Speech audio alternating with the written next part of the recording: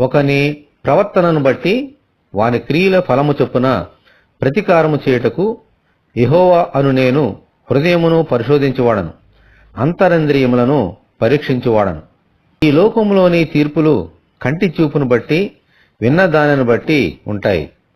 ఈ కారణాన్ని బట్టి అనేకసార్లు దోషులు నిర్దోషులుగాను, నిర్దోషులు దోషులుగాను తీర్పు తీర్చబడుతున్నారు. అయితే దేవుని తీర్పు ఇటువంటిది కాదు. ఎందుకంటే మనుషులు పైరూపమును లక్ష్యపెట్టుదురు, దేవుడు హృదయమును లక్ష్యపెట్టును. ఆమేన్.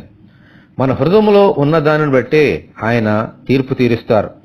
అందుకే మన అంతరంగములో, హృదయములో ఎల్లప్పుడూ సత్యము ఉండాలి. ఈ ప్రభువును మన హృదయంలో చేర్చుకుని మన అంతరంగంలో సత్యముండునట్లు ప్రసాదించమని మనమందరము దేవుని ప్రార్థన చేసుకుందాము.